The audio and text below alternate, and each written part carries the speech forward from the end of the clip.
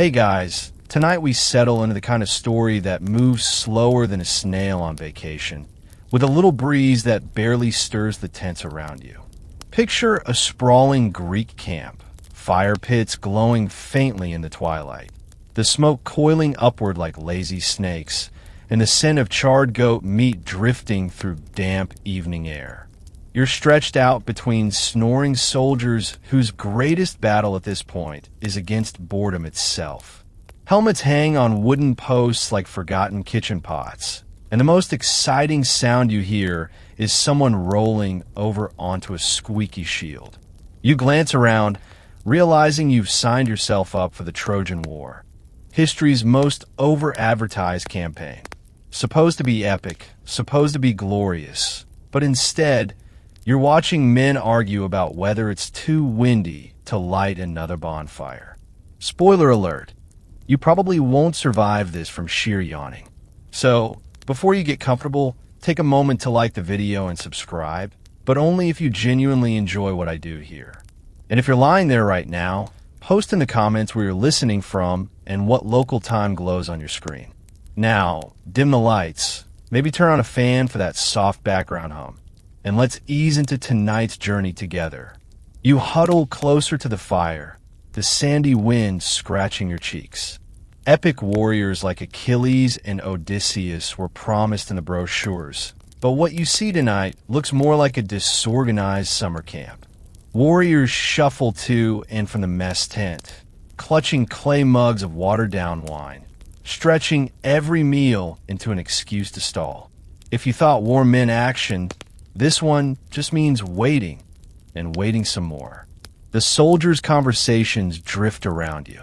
One man complains that the shade cloth above his tent isn't tied right.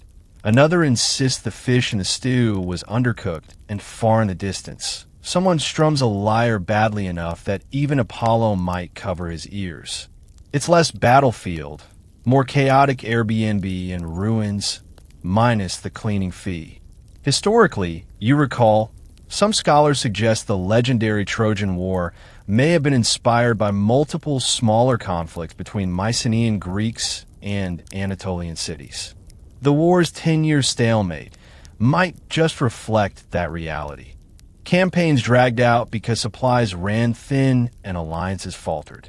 But at this exact, yawning moment, you don't see grand strategy, you just see people killing time badly. Beside you, an older soldier stirs the embers, dropping in twigs that crackle into ember sparks. He mutters about how much better the war would go if Agamemnon actually called for a real attack instead of another council. Councils, you realize, are code word for group naps held with slightly fancier robes.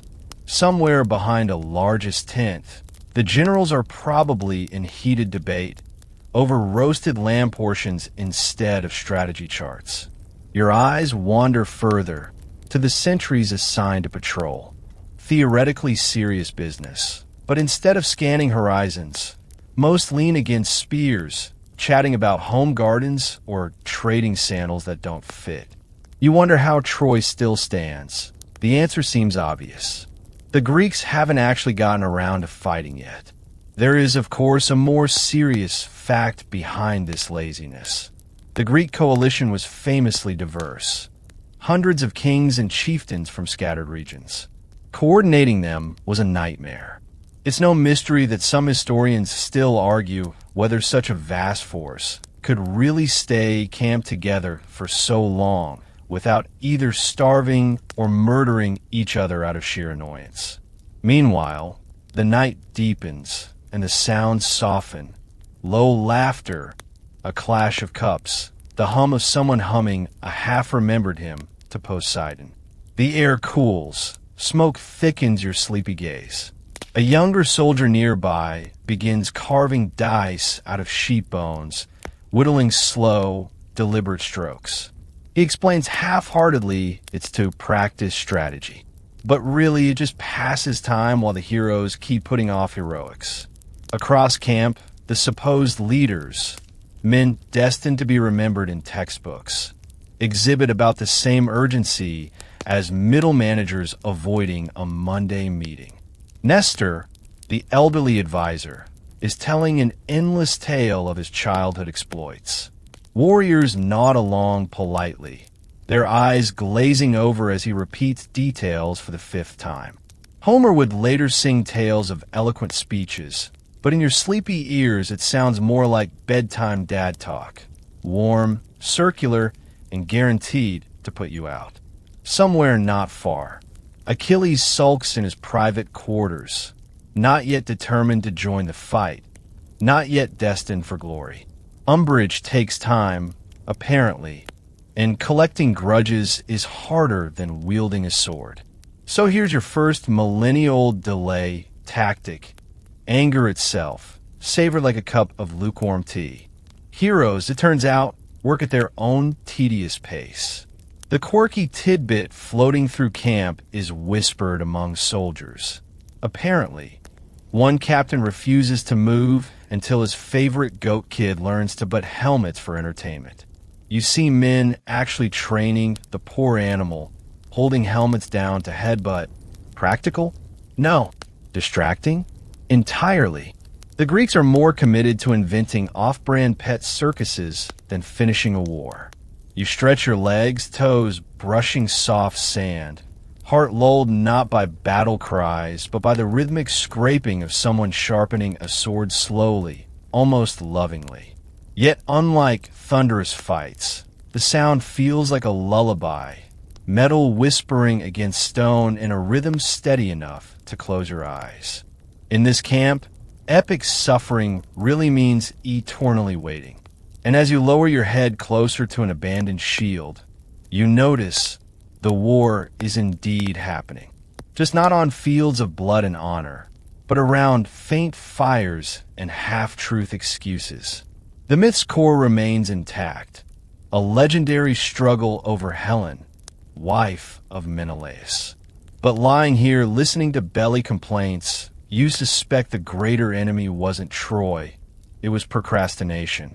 And still, somewhere in the smoky dusk, another general is standing, sighing and muttering. Tomorrow we really start. The night drifts into morning, and you drag yourself upright as a pale sun crawls over the ragged sails lined on the beach. Dozens, maybe even hundreds, of ships sit there, bobbing lazily on the waves, their painted eyes glaring sleepily from bows that are clearly in no rush. You'd think a fleet of this size should be terrifying, roaring with readiness like a thundercloud. Instead, it resembles a massive parking lot where everyone's lost their keys. You walk among the prows, noticing sailors sprawling on deck planks, sandals hung on the rails. They complain of the same thing again and again. No wind. The Aegean seems to have pressed the pause button. Masts stand stiff and rigid, sails tied in neat rolls, while gulls scream overhead like impatient referees. Historically, the Greek myths reflect this odd holdup as well. According to later traditions, especially in stories of Aulis, the fleet couldn't leave port because the goddess Artemis demanded a sacrifice before she'd send winds. Historians still argue whether this reflects real Bronze Age naval superstition, or if it was just poetic cover for endless logistical hiccups. Either way, ships didn't budge. Down on the sand, sailors and soldiers alike debate loudly. Was it the gods? Or just bad weather? But if you listen closely, most don't really care. Because no wind means no rowing, no fighting, no rushing. It means more naps beneath striped awnings and more games of knucklebones dealt in the shade. The myth turns sternly supernatural, but camp reality feels suspiciously like a beach holiday with extra whining. One captain stirs the crowd with serious concern. How long will provisions last if the fleet remains stuck? A fisherman pipes up he's not worried. The sea, calm and generous, offers fish, and the locals sell cheap figs. The argument collapses beneath the weight of full bellies. Someone suggests they honor Artemis by roasting an entire goat immediately and suddenly nobody minds waiting another 3 days. You feel the soft sting of sand under your feet, moving closer to water lines where small crabs scuttle sideways. Beyond them, the ships creak, ropes pulling gently with waves, that hypnotic moan of wood against tide. Had Homer sung of this sound, or did he politely skip over it in favor of Rage of Achilles? Either way, hear the real soundtrack of war isn't battle. It's with groaning, gulls shrieking, and men's stomachs rumbling mid-morning. The quirky rumor pitched around soldiers today. Apparently one priest tried to interpret the patterns of sea foam to guess when winds would return. His results? Sometime soon, perhaps after lunch. And thus another few days vanished under vague prophecy. As you wander back from the ships, you notice groups of warriors scowling, not toward Troy, but toward the horizon. Lacking battles, they compete to spot imaginary omens. A dolphin leaping could mean progress. A cloud shaped like a goat could mean disaster. Mostly, it just means free entertainment for the board. Every now and then, a sea breeze pretends to rise, fluttering the edge of one sail, only to disappear instantly. Groans echo down the line of ships like an audience who just saw their magician mess up a trick. You feel the suspense drain right back into yawning silence. Would the Trojans have laughed at this ridiculous armada marooned by weather? Probably yes. Scholars still argue whether Troy even faced more than a few brief raids, since sustaining such a naval encampment for years seems absurd. Standing in this place, windless and dry, it's easy to believe the myths dramatized months of sheer stagnation. For you, the lull of waves against sand becomes dangerously soporific. The salty tang of the air enters your nostrils, mixing with the faint perfume of crushed time drifting from inland hills. Voices of arguing priests fade into one sleepy blur, and you hear sailors counting aloud the number of knots in their ropes just to pass hours. A group of younger fighters practice swordplay nearby, blades clanging in slower and slower rhythms. You watch them reduce the duel practically to Tai Chi, more stretching exercise than martial art. Across the camp, a soldier experiments with balancing amphory on his head. Somehow applause rises. It's objectively unimpressive, but in this war, a man carrying jars hands-free is basically headline news. And still, the sails refuse to unfurl.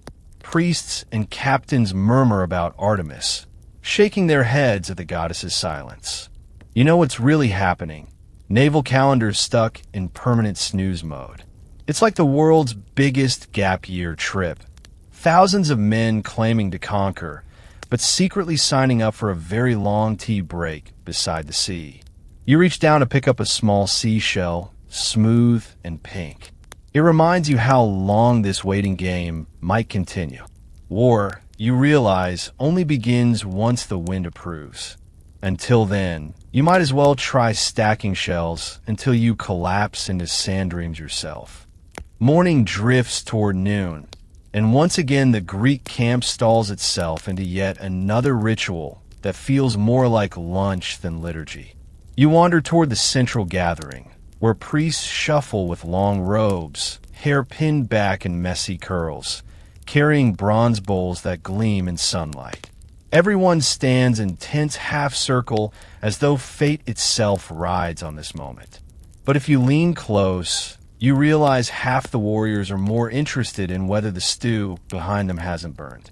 The priests whisper, point at entrails, and argue in a circle. One gestures to the sky, claiming Apollo demands silence. Another gestures toward the meat and insists that the smell of roasting sheep means Artemis already sent her blessing. Both points sound suspiciously like excuses to stall the war and get to eating faster. You smirk to yourself, because you can see the line of soldiers stretching toward the food pits like this is at best a delayed picnic. Historically, this isn't far from truth. In Bronze Age cultures, omens from animals, weather, or sacrifices carried real weight. Before fleets launched or armies moved, someone had to check entrails for divine approval. Historians still argue whether such rituals truly halted whole campaigns, or whether stories exaggerated them later to explain military delays. But in myth, gods held the remote control, and omens translated directly into adjournments. Around you, the sacrifice grows into ceremony. A goat is led forward, bleating nervously, while two soldiers pretend to chant in rhythm. But really, they're just humming an old drinking song.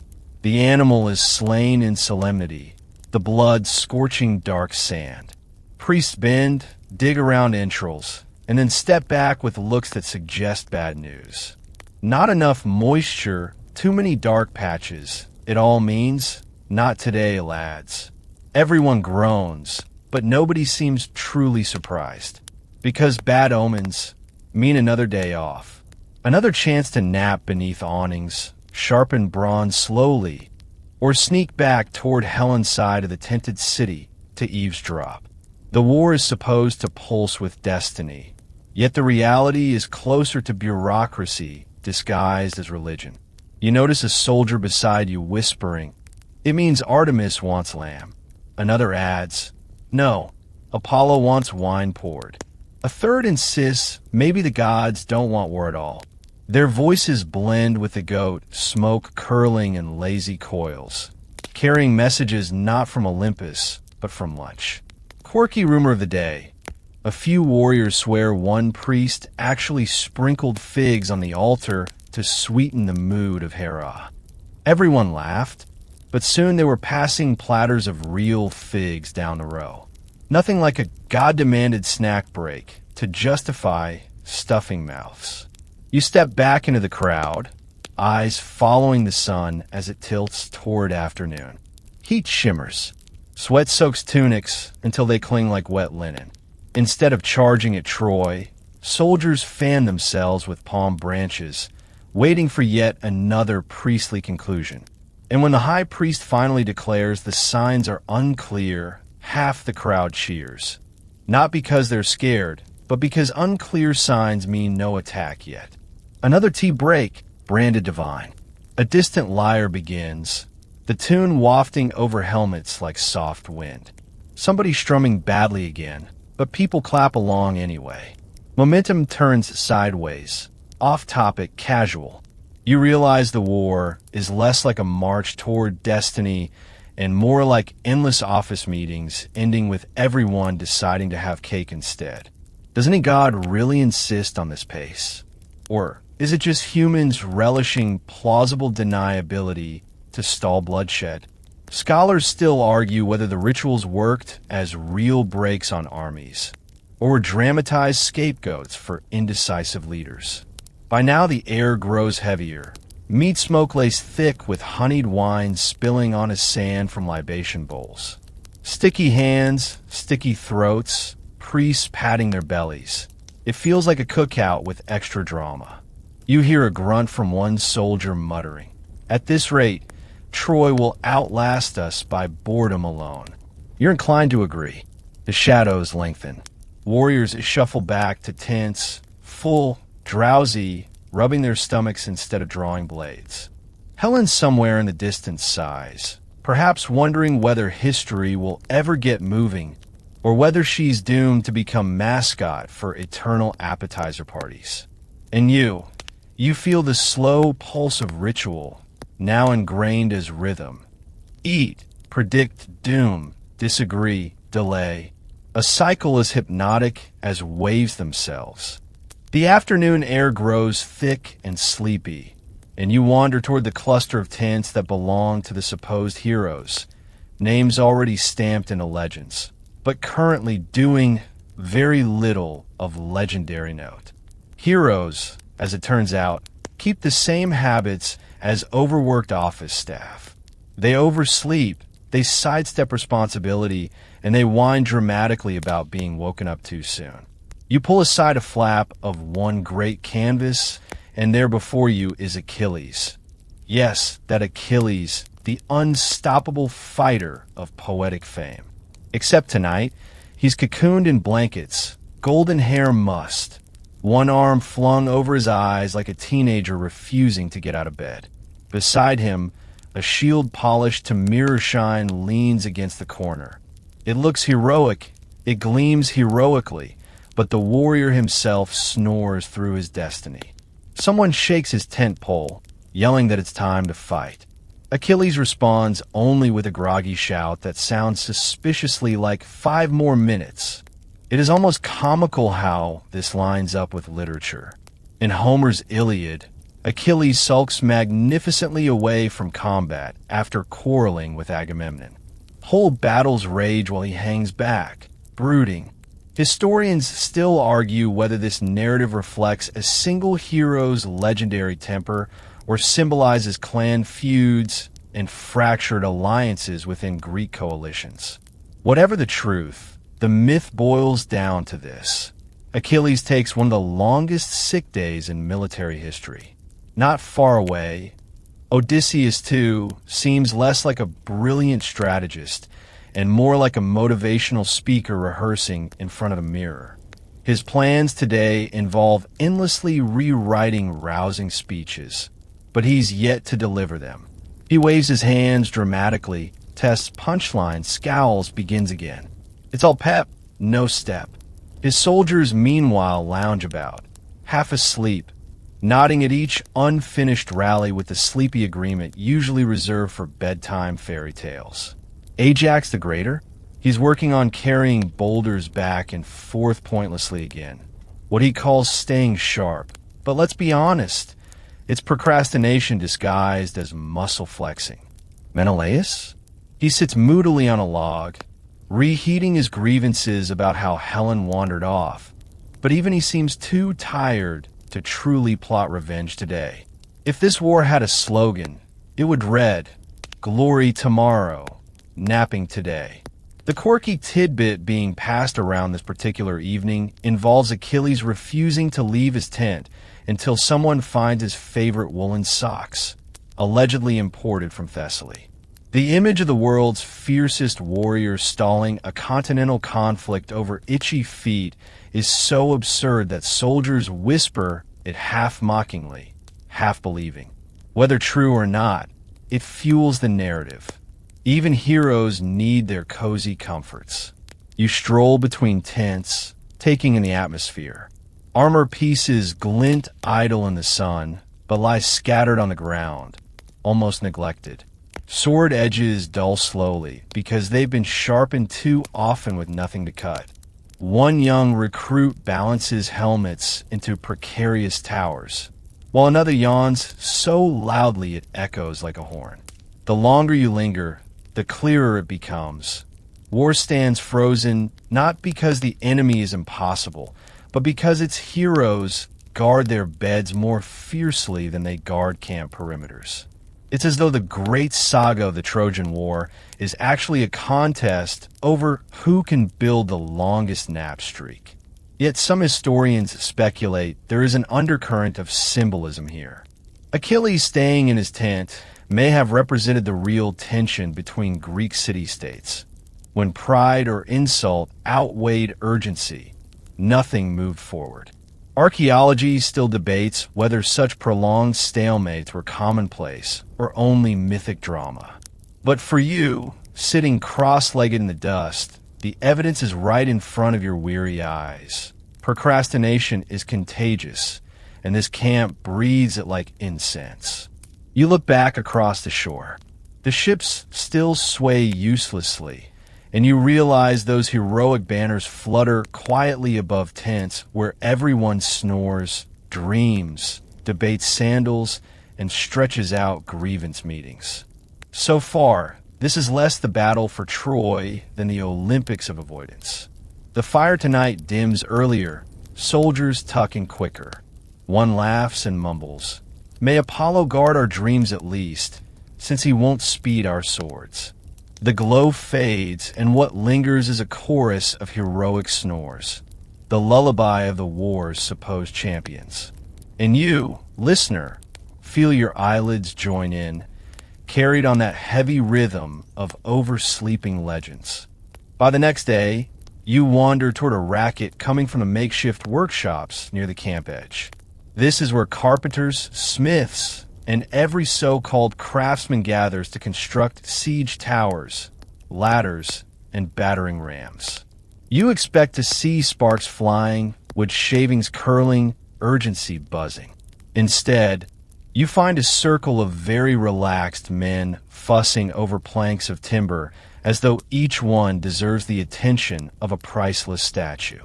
One hammer strikes, clonk clonk, then stops, followed by a shrug and a groan about missing nails. Another leans lazily over a cart, complaining that oak beams must be carefully measured 3 times before cutting once, even though nobody has cut once yet. There are blueprints in the dirt that look suspiciously like doodles of dinner. Inscriptions claim to be siege diagrams, but appear more like instructions for an outdoor sofa. You realize the truth. The Greeks can attack, not because Troy is invincible, but because the workshops run slower than government paperwork. Every delay is hidden behind a new excuse. We're out of nails. This beam is too crooked. The saw has gone missing again. The war, in practice, is being held hostage by supply chain pettiness. Historically, Greek armies really did rely heavily on woodwork for siegecraft, towers, ramps, ladders, and engines. Archaeologists note the challenge of transporting enough timber across the sea or scavenging it near enemy walls. Historians still argue whether such engineering played a major role in the Trojan War or if the stories of great siege towers are later embellishments. But right here, through your weary eyes, it feels like men chasing endless hardware delays instead of glory. A carpenter leans over to show his neighbor what's wrong with the planks, one knot in the wood. This, he argues, will compromise the moral favor of Athena. Another shakes his head, demanding that Apollo only approves beams cut at moonrise. Meanwhile, the men on duty slouch in the dust, chewing on dried figs, using saws as back scratchers. The quirky camp rumor you catch today. Apparently one craftsman refuses to continue because a mouse ran across the lumber and cursed it with tiny footprints. Until a priest clears the timber of rodent misfortune, production halts. An entire fleet of warriors stalled over the boldness of one mouse. Epic indeed.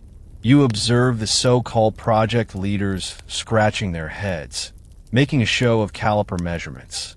2 hours are spent deciding which way the wood grain feels inspired. Finally, a whistle blows, dismissing crews. Another day passes. No tower rises. No gate is battered. Siegecraft as a concept seems allergic to urgency. Around sunset, complaints intensify. Someone claims Troy's walls are too scenic to spoil with heavy machinery anyway. Why ruin good architecture? You chuckle. You can almost see future travel guides describing the Trojans' walls as must-see attractions, while the invading army took longer tours than swings of swords. Above camp, gulls trace lazy arcs that look almost mocking. You realize the most ferocious sound here is not of iron ramming wood, but of yawns stretching across the beach. Scholars may debate whether Homer skipped over the mundane. But in this dreamlike reality, you're witnessing the true slow pulse of antiquity. Hundreds of hands whittling away hours without crafting victory. The greatest war in myth is secretly a logjam over lumber. When shadows stretch long again, the tools return noisily, but without progress. A soldier whispers to you, half serious. By the time they finish this tower, Troy will build a second wall around the first. He chuckles, then yawns. His laughter dissolves in drowsy sighs. The sun sinks, embers sparkle, and soon the voices of carpenters fade, leaving only the smell of sawdust and the echo of wasted effort. Another productive day gone. with nothing more to show than half-planed planks and very well-rested craftsmen. You, too, lean into the rhythm, eyelids heavy, lulled by the idea that the war's greatest barricade isn't Troy's wall. It's the mythic patience of men who would rather argue over wood grains than break doors down. By the next languid day, the carpenter's hammer tapping has dwindled to silence, replaced instead by the murmur of priests huddled over steaming cups. Not bronze, not clay, just humble earthen mugs holding a dark herbal brew. They swirl the liquid as if the foam could reveal the secrets of Olympus. You creep closer, balancing your steps on crunching gravel, to realize the high-stakes destiny of the war now depends on tea leaves. The men around them lean forward, serious brows knitted as one priest announces that he can see 2 horses, a snake, and a dilemma at the bottom of his cup. Each soldier nods solemnly, though half of them don't know whether he just cursed their campaign or promised an equestrian parade. Another priest insists these vague shapes signify that Zeus wants everyone to wait 3 more days. Nobody protests. 3 more days of rest. Sounds fine to them. Historically, divination took many strange forms beyond entrails. People read the flight of birds, cracked bones in fire, and yes, interpreted patterns in random things like oil or drinks. Scholars still argue whether such customs were widespread or exaggerated by later storytellers wanting to dramatize delays in the Trojan saga. But here before you, the ritual seems less like strategy and more like an ironically early tea party. The soldiers behind you start a chant half joking, half hopeful. Another sign, another sip. Soon priests are cycling through multiple cups, sipping slowly, smacking lips, peering into the dregs as if the future loves to hide in coffee stains. Somewhere, a man whispers that if Athena cares at all, she must be exhausted watching this nonsense. Still, the ceremony continues. The quirky tidbit today. One storyteller swears a priest once found the outline of a goat in his cup, which inspired him to demand an actual goat roast immediately. Ever since, interpreters conclude almost every omen with, "We should probably eat first." War feels less like divine destiny, more like divine dinner schedule. The longer you sit in this circle, the heavier your eyelids grow. Priests drone on with their metaphors. This curve could mean storms or peace or a journey inward. Soldiers nod slowly in rhythm, lulled to near trance by the dull certainty that whatever fate decides, it won't demand action today. And Troy, waiting across the plains, probably keeps sharpening its spears. Yet you realize the defenders might not worry at all.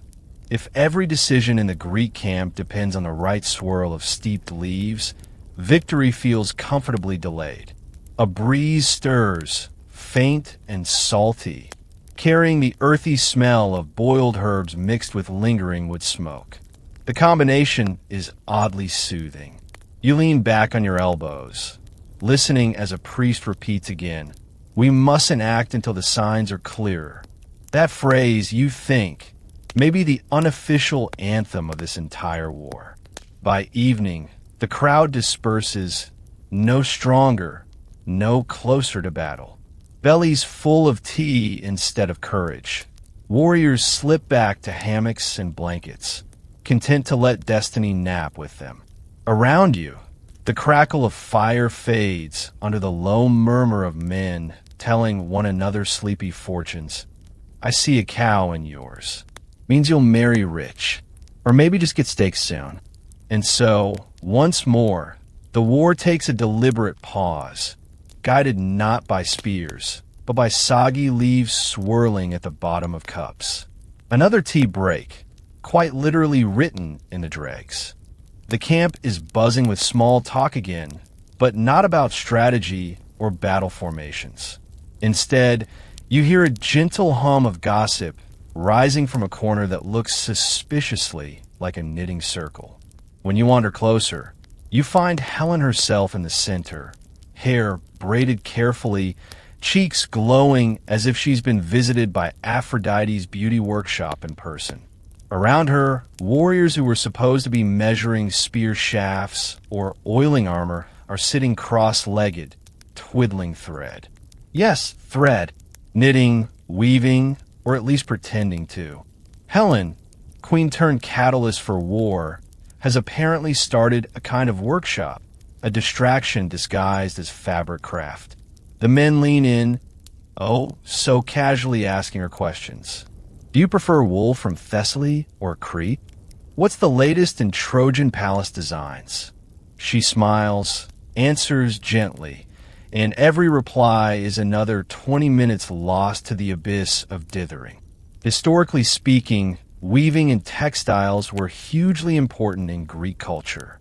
Women, especially in myths, were often depicted weaving both literal cloth and metaphorical fates, Penelope at her loom being the most famous example. Helen, too, is described in Homer as weaving scenes of the war into fabric. Some historians still argue whether that detail symbolizes women's detached perspective on the bloodshed, or whether it's meant literally as aristocratic busywork. Tonight, however, within the gossip circle, it feels less symbolic and more like the war's grand smoke break. You crouch nearby, watching burly warriors knot threads clumsily, their shields tossed aside as they laugh at each other's attempts. One fellow proudly raises a twisted tangle, calling it a battle net. Another shrugs and says he'll gift it to his mother if he survives this never-starting war. The quirky rumor floating here. Helen has been promising to reveal a secret of Troy between stitches, but never quite finishes. Each time she's about to explain, someone miscounts stitches, or she pretends to lose her place, or the thread tangles artfully. Men lean forward, hushed, desperate for intelligence. But, like all cliffhangers, she postpones the finale indefinitely. If gossip were arrows, Troy would have fallen years ago. And it's not just knitting. Helen tells small anecdotes. How Paris once spilled wine on his best cloak, or how the Trojans made honey cakes for spring festivals that could make even Ares smile. The warriors giggle, jotting mental notes, not realizing that sharing gossip cost them another day of not fighting.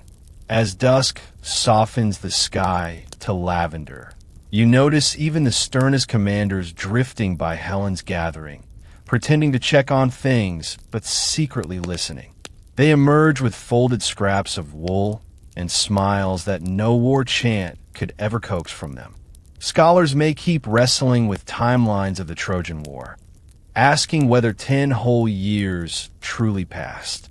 But listening to Helen here, you suspect those 10 years were eaten away mainly by idle chatter, drowsy workshops, and long pauses dressed up as arts and crafts. The glow of lanterns shines on faces grown slack with laughter and soft secrets. Shields lie forgotten, spears lean and used, and somewhere in the center Helen keeps weaving, softly humming a tune that feels like a lullaby. You recline on a spare cloak, smile creeping across your lips. Troy may not fall tonight, but dozens of warriors sure fell into her rhythm. When the flames dim low, the circle disperses slowly, like children dismissed from bedtime story time. Helen folds her fabric gently, ensuring that tomorrow's session will pick up exactly where she left off. And you, watching the yawn spread through the camp, realize the war's longest front is made of yarn and whispered stories. The next morning, you wander toward the edge of the plain where the Greek camp ends and the Trojan walls rise in the distance. From here, those walls gleam under sunlight, tall and surprisingly handsome, built from massive stones locked like puzzles. Towers catch the light like watchful eyes. They're supposed to strike fear into invaders. Yet, what you actually notice among the Greeks is less awe of their challenge and more an excuse to dawdle. Too scenic to destroy. One soldier mumbles, squinting against the brightness bouncing off the limestone. Another remarks how each tower could make a lovely vantage point for painting sunsets. Soon, warriors gather simply to gawk at the beauty, turning the mighty defense into a half-day tourist attraction rather than a target. Someone even suggests they sketch the architecture before attacking, in case history one day needs blueprints. And here lies one strange truth. The legends of Troy always praised its impenetrable walls. Archaeologists still debate whether those fortifications were nearly as impressive as the myths suggest, or whether Homer exaggerated them to dramatize 10 years of stalemate. Fact or fiction, the grandeur of the walls served as the perfect excuse. Why rush? Men grumble. It would be a shame to spoil such masonry. Closer at hand, archers assigned to watch duty instead lean on bows, pointing out decorative carvings visible even from this distance. See the relief? Almost looks like a lion chasing a bird. They chuckle like weekend tourists, forgetting entirely that arrows from those towers might soon chase them instead. A quirky camp tidbit spreads this week. Apparently one Greek claimed that if you press your ear to the air, yes, the air, you could hear faint music drifting from Troy's towers. He swore the Trojans held feasts so musical that even the gods hummed along. Whether hallucination, wishful thinking, or pure boredom, soldiers immediately volunteered to listen for a while longer, delaying any notion of scaling battlements. Sweat trickles down your neck as you sit among them, gazing across at Troy's walls bathed in afternoon haze. Even you have to admit, they look majestic, glowing as though Helios himself brushed them with golden varnish. The idea of charging at that spectacle feels rude, like throwing stones at a cathedral. And so, another afternoon dissolves into admiration rather than aggression. Historically, there's irony here. Modern scholars point out that Troy's actual site, Hisarlik in Turkey, went through multiple rebuilding phases. Some layers indeed reveal strong stone ramparts. Was there one great wall of Troy, or a composite memory of many? Historians still argue about that. But in myth and lullaby, the wall became both barrier and excuse, holding back armies as much by awe as by stone. By evening, someone lights a torch, casting flickers against those distant battlements. From camp, shadows play tricks, towers stretch taller, crenellations look like giant crowns. Soldiers sigh dreamily, mutter again, yes, too scenic. We'll wait. And so they turn back toward their tents, hungry not for battle, but for dinner.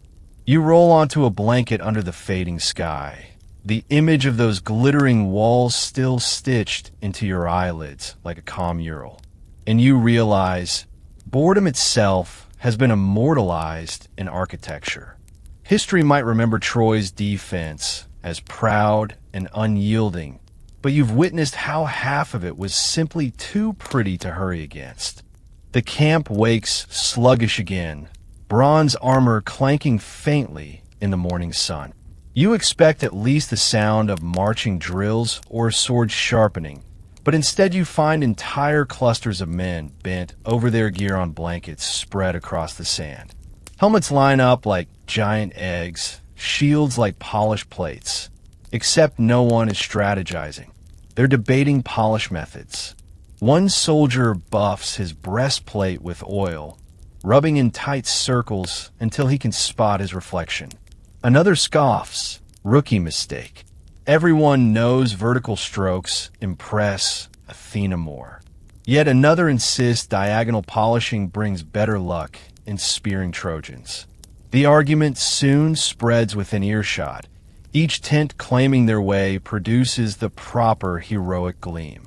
Instead of preparing for battle, the war becomes an open seminar in home cleaning techniques. Historically, Greeks really did value shiny bronze. Archaeologists uncover helmets and armor deliberately polished for ceremonial display. But whether warriors shine them obsessively before combat is uncertain. Historians still argue whether the poetic focus on glittering bronze in Homer is literal or symbolic, bright armor as a metaphor for heroism. Here in the lazy camp, it's very literal, very tedious, and very good for delaying the actual combat. Nearby, the so-called general squabble as badly as soldiers. Agamemnon himself picks up a gauntlet, frowning, then complains to Menelaus that the color isn't heroic enough. Menelaus rolls eyes. Achilles yawns from his sideline tent, and Odysseus, ever the speechmaker, delivers an unsolicited lecture about the importance of shine in boosting morale. None of it moves anyone closer to Troy's gates, but by midday, they've successfully postponed a raid. The quirky rumor today: apparently one man swears that during nighttime, the Trojans laugh whenever they see dull armor shimmering dimly under moonlight. He insists they mock Greeks as rust wearers. Outraged by this alleged insult, half the camp spends hours re-oiling bronze equipment, determined not to be laughed at again, even though no one actually heard Trojans say this. Gossip as fuel, shine as distraction. You squat in the sand, watching sunlight bounce. The whole place flickers with dazzling reflections, shields like mirrors catching rays until eyes water. Even the camp cats. Yes, there are a few stringy cats around, paw curiously at the flashes. The warriors grin at their work, as though they've already won half the war simply by creating the world's shiniest tanning salon. By afternoon, a breeze rises. You'd think it's the perfect time to march, but the men hiss. Not now. Dust will settle on the bronze. So they scuttle back under awnings, glaring at the swirling sand. Once again, nature itself provides an excuse. You recline on a discarded shield, staring at the rows of gleaming helmets lined neatly on logs. The rhythm of the men breathing, the faint squeak of cloth against bronze, becomes hypnotic. The war, supposedly roaring with destiny, hums instead with polishing cloths. When twilight comes, the army glitters like 1,000 tiny suns. Spectacular, yes. Useful, not at all. And Troy, quiet across the plain, remains safely unbothered, waiting for the Greeks to finish arguing whether sideways polishing counts as honorable.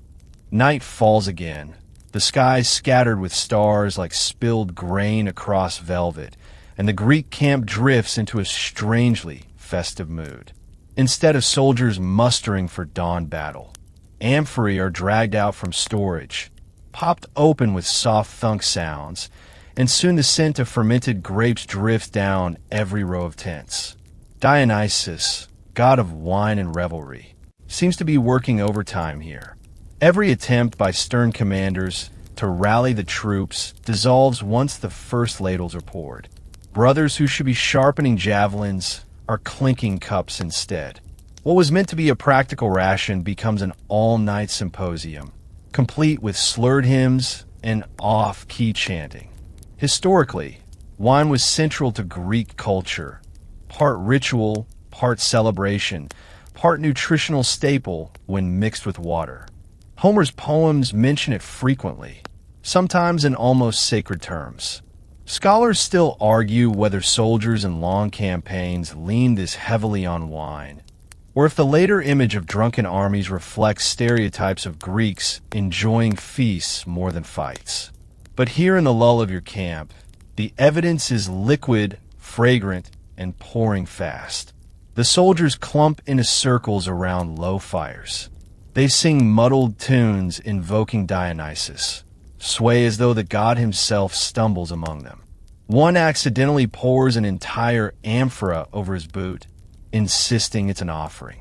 Another declares his wine cup predicts he'll slay 10 Trojans tomorrow, though in minutes he's asleep on his shield. The quirky rumor of the night. Someone swears they saw a satyr running between tents, blowing on a pipe. Most assume it was just a drunk soldier staggering with goat-like energy. Still, the story grows instantly. By the next morning, half the camp nods sagely, claiming that Dionysus personally delivered their supplies and clearly wants them to celebrate thoroughly before fighting. Well, if the god of wine himself demanded it, who could say no? You sit among them, sipping weakly from a clay cup. The fire glow warms your face while the sweet, sharp tang of grapes lingers on your tongue. All around, warriors lean on each other's shoulders, helmets forgotten, spears toppled sideways. The air smells of smoke, salt, and that heady sweetness. No one mentions Troy tonight. No one even glances eastward toward the city. The only battlefield is inside these cups. By midnight, laughter rises in hiccuping waves. Odysseus, who earlier in the day was rehearsing speeches, now delivers a grand toast about glory, but slurs so badly the punchline dissolves. Ajax challenges 3 men to balance amphory on their heads. A group belts out songs to Aphrodite, lyrics wobbling hopelessly out of sync. Someone begins a very serious debate about whose sandals would taste least awful if boiled. And so the war takes yet another tea break, wine break, in honor of Dionysus. Troy remains untouchable, but this camp glows gold with firelight and intoxicated camaraderie. You stretch against the earth, lulled by the rhythm of voices, feeling your limbs turn pleasantly heavy. Somewhere a lyre plucks its uneven chords, but instead of annoyance, it sounds like a cradle song. Finally, stars tilt westward, fires collapse into embers, and the warriors collapse onto cloaks in a tangle of giggling snores. You breathe slowly, caught in the haze. The god of wine has once again postponed the god of war. Morning light spreads pale across the camp, glinting on discarded amphory and drool-stained cloaks. The warriors you pass look groggy, sluggish, clinging to cups of watered wine as though it might cure their pounding heads. You think perhaps today will bring a change, a spark of urgency. But instead, you find yourself drawn toward the archer's corner, where bows lean lazily against tent poles like forgotten laundry racks. Here, instead of preparing volleys, the archers have invented a new pastime. Who can nap the longest beside his bow without missing a beat? You hear one declare, "I dreamed I loosed 100 arrows." His friend responds smugly, "I dreamed I shot 100 Trojans without waking." They chuckle, heads already tilting back into dozing postures. One thin, wiry soldier suggests turning it into an official contest. Rules are laid down. Bowstring must stay resting on your lap, quiver at your side, and the winner is whoever snores deepest without dropping an arrow. The rest nod in solemn agreement, as if establishing empire-wide law. Soon the archery range, instead of buzzing with thwacks of arrows, hums with gentle snores and soft grunts. Historically, Greek armies did rely on archers, though they were often overshadowed by heavy infantry in accounts like the Iliad. Whether such units were as idle as this mythic picture is debatable. Historians still argue how important archery was at Troy's siege. Occasional mentions appear, but the grand epics focus more on spear and sword. Yet here in camp, you witness something undeniably true. Archers who perfect not their aim, but their ability to snooze straight back in the sun. The quirky tidbit passing around the fires today. Apparently one man claims an archer once perfected a technique of shooting arrows in his sleep. They whisper he dreams so vividly that his hand twitches at the right moment, sending arrows into the dirt without waking. Half the camp now sneaks by at night to watch whether it's real, or whether he's simply clumsy and unconsciously spilling quiver contents. Amid this, you see one archer actually string his bow. For a brief second, excitement stirs. He squints at a far horizon, aims carefully, and then lowers it again, muttering, "Too bright. I'll try after dinner." Groans ripple through the crowd, but secretly, everyone's relieved. Another delay, another excuse. The sun climbs, heat waves shimmer. Archers doze shoulder to shoulder, some slumped against quivers like oversized pillows. A boy barely of fighting age hums a lullaby to lull veterans deeper into sleep, strumming rhythm on his bowstring. And across the plain, Troy remains perfectly intact, unbothered and unseen. By evening, the contest winner is declared. A soldier who managed to nap for 6 hours without twitching or dropping a single shaft. He's lifted on his shoulders, paraded like a victor, cheered as though he'd slain Hector himself. The irony? He never strung his bow all day. As lanterns flicker, you recline near their range, lulled by the slow rustle of quivers and the faint, rhythmic snoring. Once again, the grandeur of war melts in a comedy of neglect, and you can only watch with half-lidded eyes as the archers sharpen their skills. Not of precision, but of prolonged, heroic napping. The following dawn, you drift past the command tent, expecting at last to hear voices hardened with resolve, sketching plans on parchments, marking maps with decisive thrusts of spear shafts. Instead, you see Agamemnon hunched over something suspiciously mundane, a giant wax tablet, scratched with rows upon rows of dates and notes. At first it looks like war plans. Then you realize it's a scheduling calendar. He stabs his stylus against one square, muttering that the attack cannot possibly be launched this week, because sacrifices overlap with laundry day for the armorers. You hear his aides protest, but he waves them off, pointing to another square.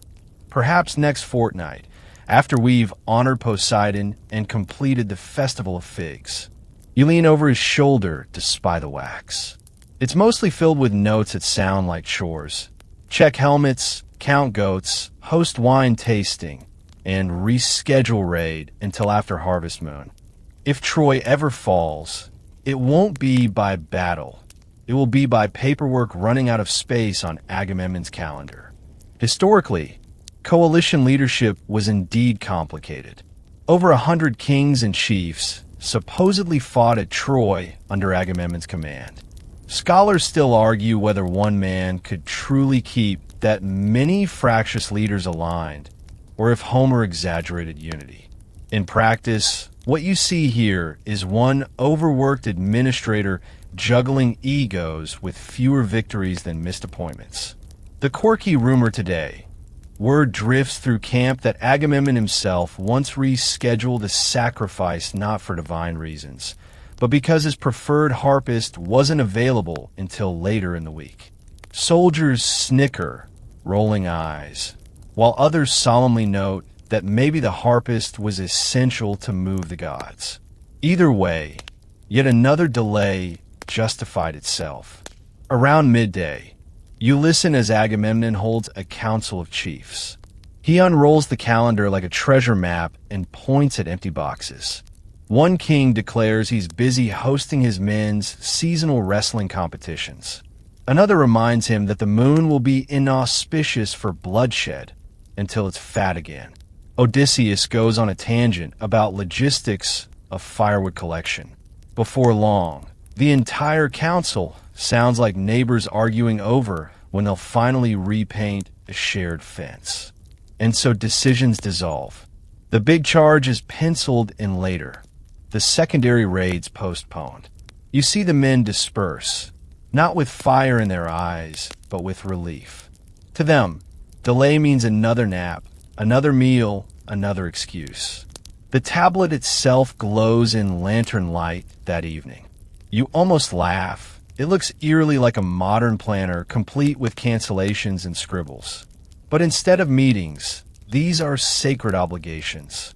And instead of deadlines, these are eternally shifting placeholders. Troy has nothing to fear, not when its besiegers are trapped in scheduling purgatory.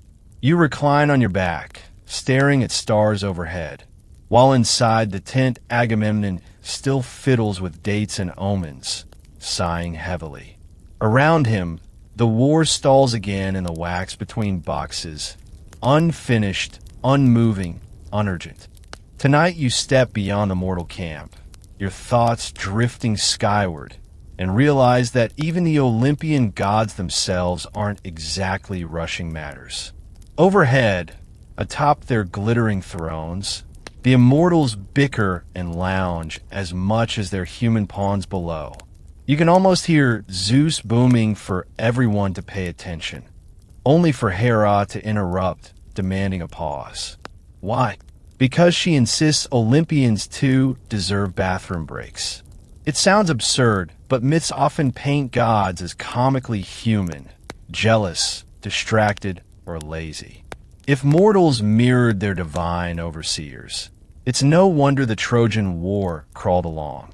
Scholars still argue whether this reflects satire by Homeric poets, gods as cosmic metaphors, or whether audiences genuinely enjoyed imagining that even deities called timeouts.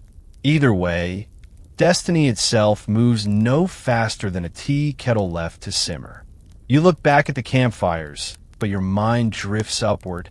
Picture Apollo announcing grand intentions of striking plague into enemy lines, then disappearing to tune his lyre for half the night. Imagine Poseidon stirring the sea with his trident, then retreating to sulk because Zeus scolded him. Divine squabbles create cosmic pauses, and below, Greek soldiers sigh, chalking yet another wasted day up to the gods aren't ready. The quirky story circling tonight's camp is that Aphrodite herself once pulled Paris aside mid-battle not to shield him, but to nag about his hair being windswept. The consequence? Entire skirmishes were delayed while combs worked through golden locks. Everyone retells the tale with smirks, half serious, half joking. It becomes another reason warriors shrug. When gods abandon fights for personal intermissions, why should mortals hurry? You feel the night air cool, rich with smoke and pine and faint traces of sea salt. A rhythmic snore rises from nearby tents, while up above, the constellations glitter like spectators. You wonder if Orion, eternal archer, is amused by his earthly kin sleeping through their duties. In Homer's epic, the gods actively meddled, switching sides, tipping scales. Yet modern scholars still argue. Was that divine chaos meant to excuse human blunders, or to capture how war always feels at the mercy of unpredictable chance? Maybe the truth lies somewhere between, where cosmic bathroom breaks become the mythic shorthand for wars that drag far too long. You lie back until the earth seems to cradle you, and picture Zeus yawning on his throne, Hera shaking her head, Hermes fidgeting like a bored clerk. Above and below, Olympus and camp move in sync, each finding new excuses to wait until tomorrow. Troy gleams untouched, still patient. The next day begins with new noise from the center of camp, where warriors gather in semicircles, standing as if something monumental is about to occur. You expect perhaps the signal for combat, horns blaring, men tightening spears into ranks.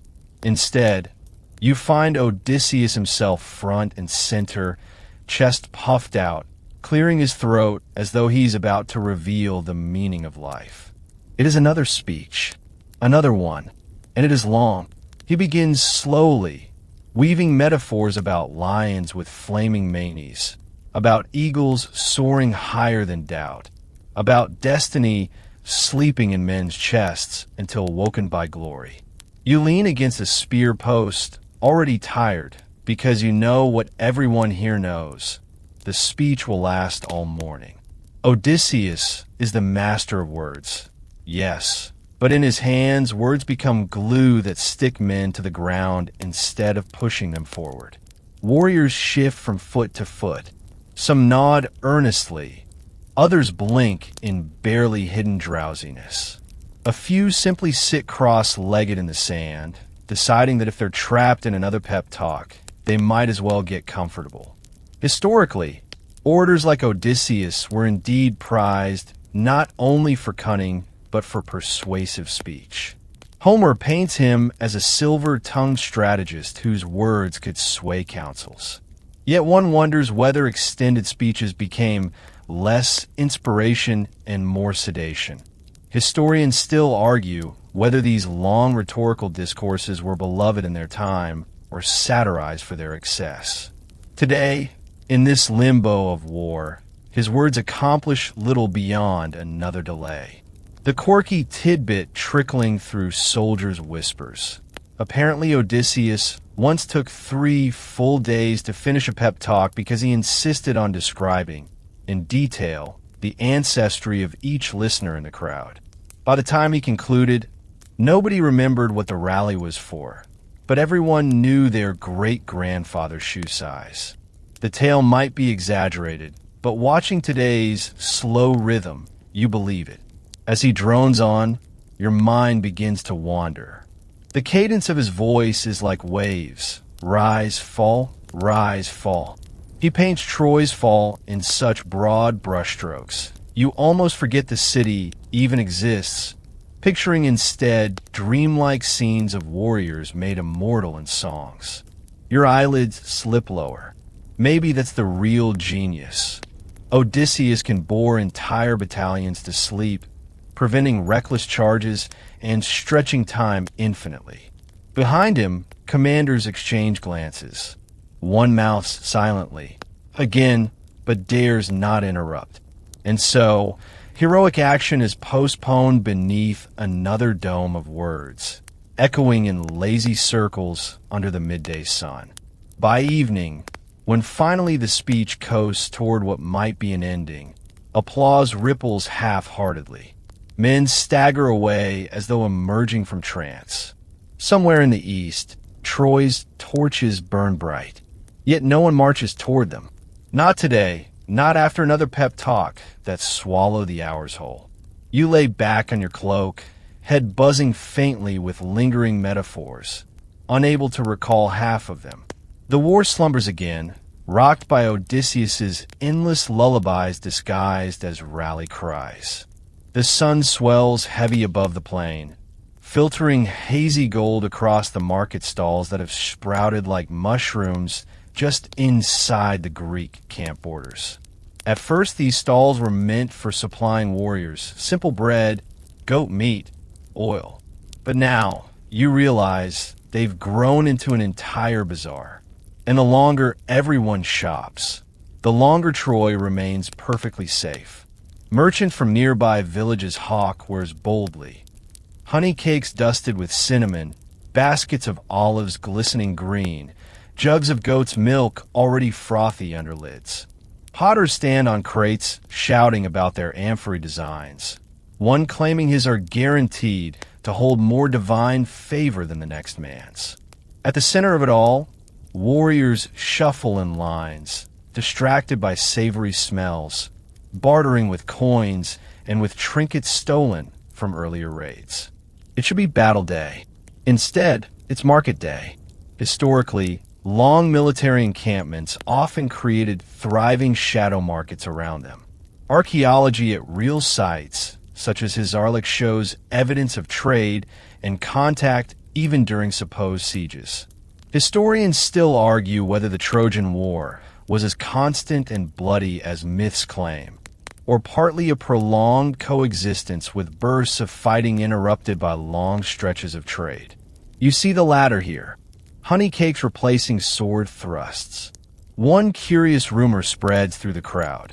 Apparently, a merchant claims his pastries are so sweet they can charm gods.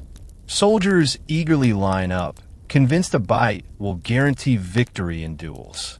By the third pastry, however, most are too drowsy to rise from blankets. The market stalls have achieved what Troy's walls could not, stalling the Greeks with sugar comus. Music joins the air, a blind Aulos player blowing soft tunes while children chase each other between baskets. The camp feels less like a war and more like a village fair, complete with mock gambling on goat races. Above the hubbub, commanders half-heartedly attempt to steer soldiers back toward spears, but their orders are drowned by shouted deals of 3 olives for 1 coin. By mid-afternoon, entire units have collapsed beneath awnings, chomping honey cake, sipping milk, laughing lazily at puppet shows merchants perform with scraps of cloth. Spears lean and used, swords grow dull, armor gathers dust. To the east, Troy's calm silhouette still rises proud, patient as ever. You sink onto a crate, nibbling crumbs yourself, lulled by drifting music. The scent of baked bread swirls, the warmth of the sun blankets your shoulders, and you almost forget you're meant to be at war. What war? Here, there are prizes sweeter than glory. As dusk arrives, merchants light lamps. A soft glow spreads through this accidental festival. Heroes wander among stalls buying trinkets not to fight with, but to send home one day, tiny carved figures, dyed thread, glass beads. The war has shape shifted into a marketplace dream. And as you recline in shadows, belly full, the truth dawns. Troy may never have fallen had not hunger one day grown sharper than trade. But for now, another day drifts by with mercantile peace, stall by stall, cake by cake. The next gray morning begins with a peculiar commotion near Achilles' tent. You shuffle closer, expecting perhaps that the sulking hero has finally burst forth in dazzling armor to storm Troy's gates. Instead, they're shouting about sandals. Sandals? Yes, Achilles, the famed warrior of swift feet, cannot find one of his.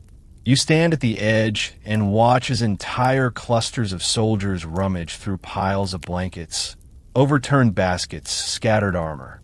Someone even lifts a cooking pot, just in case.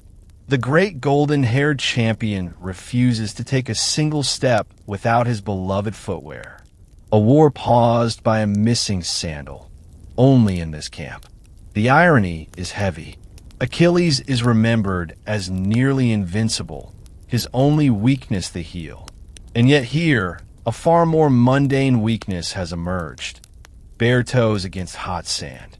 Historians still argue whether the details of Achilles' legendary temper are symbolic of real aristocratic stubbornness, or whether they were exaggerated to explain why the Greeks wasted valuable years sulking instead of storming the city. Either way, sandals were never part of the curriculum. The quirky rumor swirling today. Apparently Achilles imported those sandals from an artisan back home who stitched magical threads to ensure swifter running. Others whisper that they aren't enchanted at all, merely very cozy. Either way, he won't march without them. You lean against a spear post, half amused, half weary, watching big Ajax lumber forward with 2 replacements, enormous, clumsy boots. Achilles scowls. He insists he can't possibly fight in something that clashes with his polished greaves. He collapses back onto his couch dramatically. The army groans. Another wasted day. Around midday, men amuse themselves by improvising a sandal search party.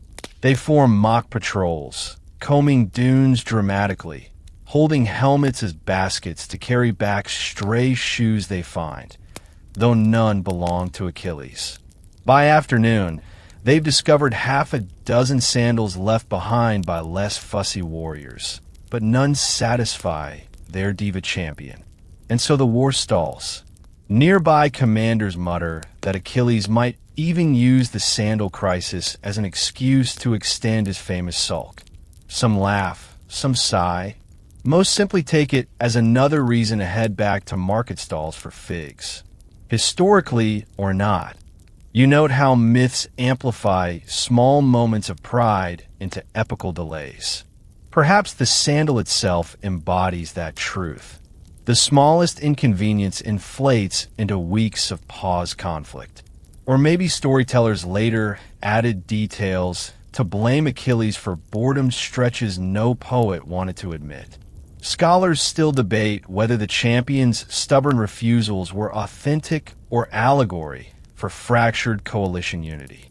By nightfall, torchlight flickers against bewildered faces still looking under every slab of stone.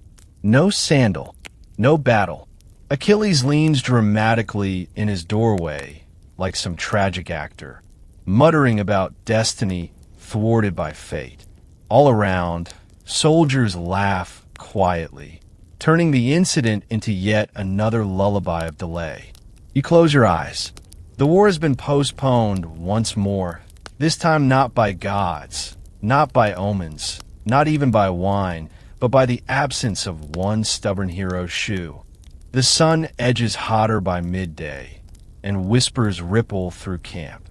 Today, Prince Paris himself should be meeting Menelaus in combat. The duel meant finally to settle this entire dragging drama. You perk up, thinking, at last, something resembling action. But then you hear groans and sighs. Paris cannot be found. You follow the trail of muttering until you arrive at the Trojan side of things, where rumor spreads like wildfire. Paris is in his chamber, still rummaging endlessly for his bow. He swears it was leaning by the wall last night, yet now it has vanished. He flips cushions, overturns rugs, even shakes cloak racks, but no bow appears.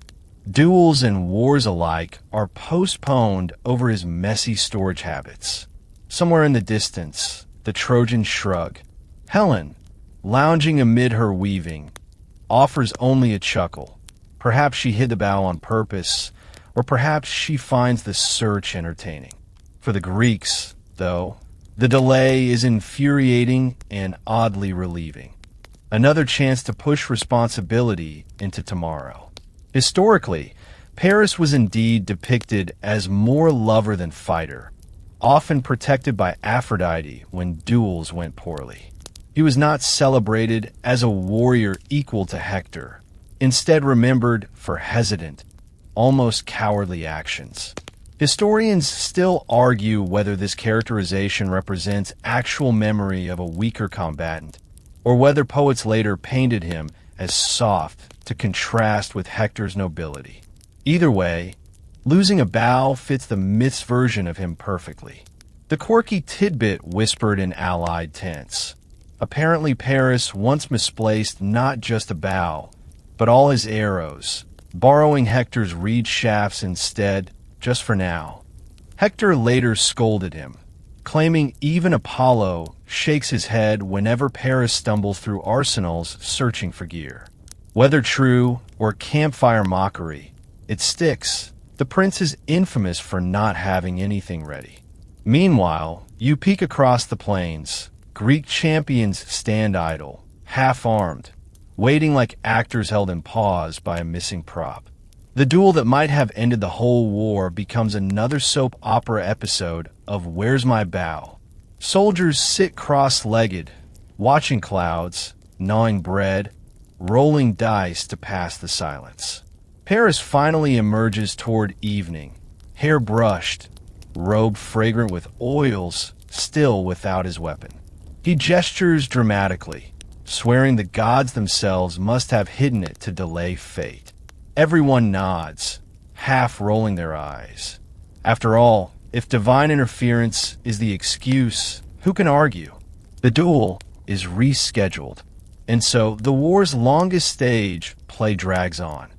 Not because walls could not be broken, but because one prince cannot keep his belongings in order. Troy stands untouched again. You lie back in a fading light, amused and drowsy. The Battle of Legends trickles into another comedy of missing archery equipment, stretching time like an elastic rope that never snaps. Another day, another patch of sunlight bleached across the sand. You wander toward the practice ground, half hoping the Greeks are finally lining up in rows, spears bristling to march. Instead, what you find is Ajax the Greater, stripped to the waist, huffing and puffing as he hauls boulders from one side of the field to the other. Not to build ramparts, not for actual siege craft, simply to show off. He heaves one onto his shoulder, muscles bulging, veins standing proud, then drops it loudly in a puff of dust. Soldiers clap politely, as though attending dinner theater. After a moment, Ajax grins, wipes sweat, and announces he'll lift an even heavier one. Groans ripple like waves. The war has once again been postponed by pointless exercise. Historically, heavy athletics were essential in Greek warrior culture. Olympic contests showcased feats of strength and endurance. Many myths emphasize Ajax's sheer size and muscle. Historians still argue whether such displays were training, psychological warfare, or merely ego rituals dramatized by poets. Watching him haul and huff, you suspect ego tilts the balance. A quirky rumor seeps around camp today. Apparently Ajax once entered a competition to see how far he could throw an ox's carcass. Later storytellers claimed it sailed nearly the length of a football field. Realistic? Not all. But here, the rumor feeds his obsession. While Troy's walls remain untouched, he lifts and drops stones, demanding more cheers with each thud. Meanwhile, other warriors inspired invent contests of their own. Who can drag logs the longest? Who can balance a spear on his nose? Who can roll a cauldron uphill without fainting? The camp becomes less battlefield and more dysfunctional gymnasium. Trainers shout encouragement. Soldiers collapse theatrically. Laughter rises while helmets lie forgotten. You watch Ajax particularly. His shadow stretches long across the sand as he postures on rocks, flexing chest and thighs, muttering about how his strength will crush the Trojans someday. The word someday seems to stretch like honey across every syllable. Warriors clap again, not because they're motivated, but because it's easier than marching. Even commanders ease into tolerance. Let him have his fun, one mutters. It lifts morale. Another shakes his head, muttering, it lifts rocks, not gates. But no one pushes harder. The lack of urgency feels infectious. The sun dips lower, and Ajax refuses to give in.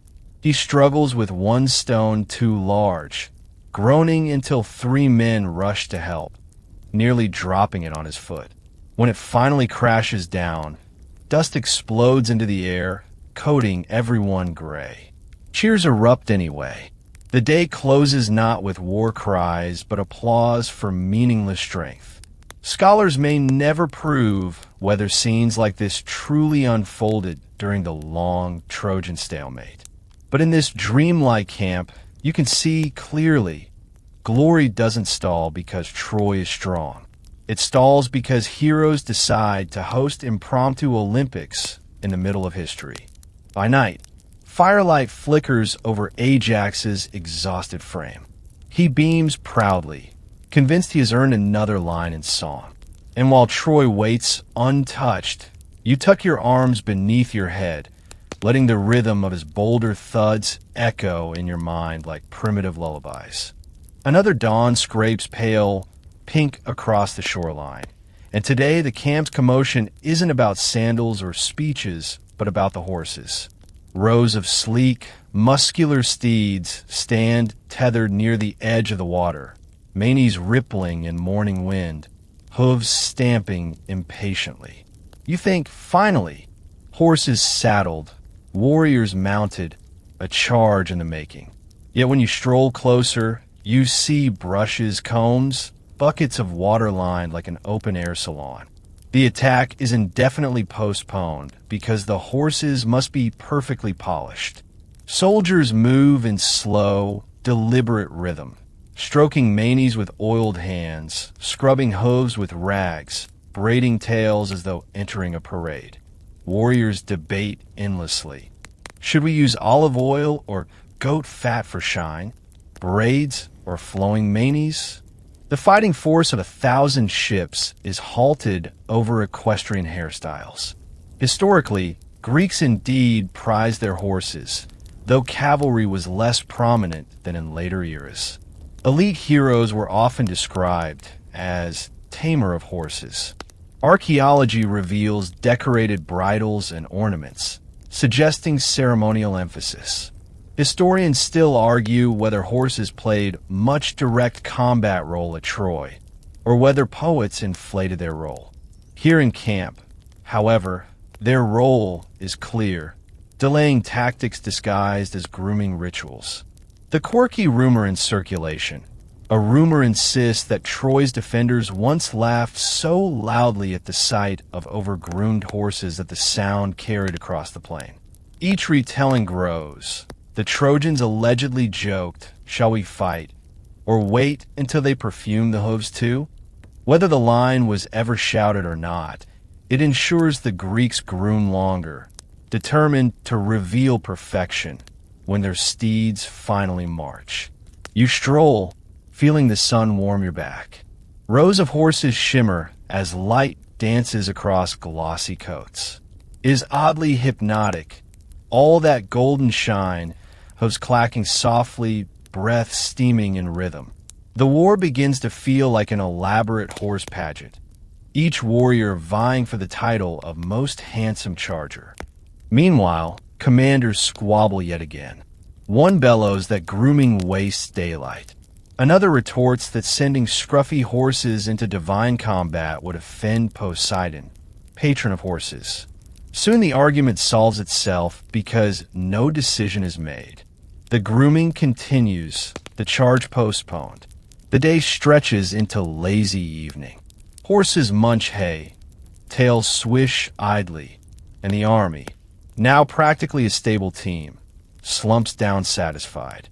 Across the distant plain, Troy's towers gleam. Still whole, still safe. You lean against a warm rock, lulled by the clop of hooves and the murmurs of men discussing braiding techniques. This war, you think, will never end in fire. The Greeks will nap first, brush forever, or nod off listening to their horses breathe. The night settles, moonlight silvering the fields. The camp falls silent, but for the nickering of polished steeds, sounding like low, soothing lullabies. And in that rhythm, another day dissolves into nothing more than brushed coats glinting in starlight. And now, the final absurd chapter drifts into view. The Greeks, tired of missed sandals, stalled speeches, and horse grooming, pull together their strangest idea yet, a wooden horse. Massive beams creak and groan as carpenters finally put their hands to useful labor, or so it seems. You move closer, expecting a machine of deception destined to outwit Troy. But climb inside, and what do you find? Not warriors crouched for ambush, but warriors brewing tea. Within the hollow belly of the beast, small braziers glow gently. Clay cups are passed hand to hand. Someone hums softly as herbs steep in steaming water. It smells less like cunning war plan and more like a cozy cafe on stilts. Men whisper, "We'll wait until nightfall," but their whispers grow into gossip, then into drowsy snores. The hollow horse, history's great trick, doubles as the greatest tea break. The quirky rumor floating in camp is that the whole idea was never a military strategy, just a prank hatched by a carpenter who thought it amusing to seat his comrades in a giant sculpture while sipping brews. When later poets sang of guile and strategy, maybe they were disguising what really happened. Procrastination at its finest, immortalized in verse. Historically, of course, the Trojan horse remains one of antiquity's most debated legends. Archaeologists still argue whether it symbolizes siege machinery, a mythic metaphor, or simply an invented tale to explain Troy's end. Scholars continue to disagree about whether it existed physically at all. But in this slow-motion war you've been walking through, the horse becomes less weapon and more clubhouse, a citadel of steaming mugs and whispered lullabies. Night hushes the camp. Stars drift like crumbs spilled from ambrosia bowls, brushing silver across the wooden horse's flanks. Inside, soldiers lean shoulder to shoulder, sipping quietly, humming with the warmth of tea, No blades drawn, no clash of shields. Only soft breaths, low laughter, the faint hiss of poured water. You lower your head, heavy with drowsiness, realizing the great war's punchline. Troy may fall tomorrow or never. What endures tonight is simply the comfort of men postponing battle once again, together in the stillness of wood and steam. And so, slowly, the pulse of this long telling softens. You feel the sand beneath you grow cooler, darker, a cradle spread wide to hold your weight. The chatter of warriors fades in a background hush, swallowed into night like distant waves brushing a quiet shore. Every image, once sharp and humorous, the goats bleating, the soldiers gossiping, the endless tea circles, now drifts further away, blurred at the edges, dissolving into memory. Even the towering walls of Troy shrink into silhouettes barely outlined by moonlight.